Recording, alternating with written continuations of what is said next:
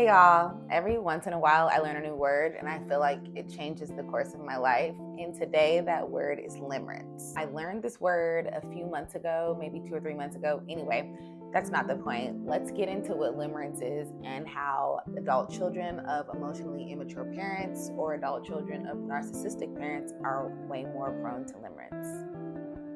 According to Psychology Today, limerence is a state of involuntary obsession with another person.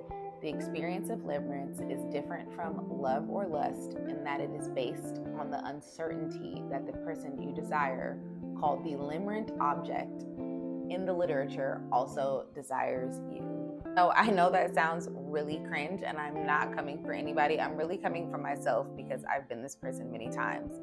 But how does that relate to you? The most common thing I hear among adults that are raised by emotionally immature parents is that they often felt like their parents were withholding love, and that if they worked a little harder, their parent might love them more. It's also been said that limerent behavior is more common among children that were emotionally neglected during their childhood, and that the multiple attempts to get their parent to love them was somewhat of a survival strategy during childhood. Okay, so I'm about to wrap it all up. Follow me, just follow me for a second. In 1979, John Balby wrote that all humans share a primitive instinct that familiarity means safety. Therefore, if you grew up with an emotionally immature parent or parents, you may feel subconsciously drawn to the familiarity of egocentric and exploitative people.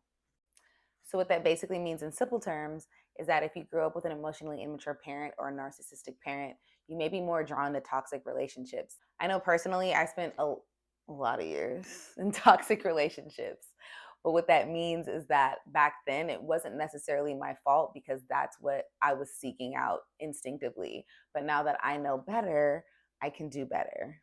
So once you have all that rationalized, the next best thing to do is have a list of red flags and green flags tucked in the back of your head to prevent yourself from falling into those same toxic patterns.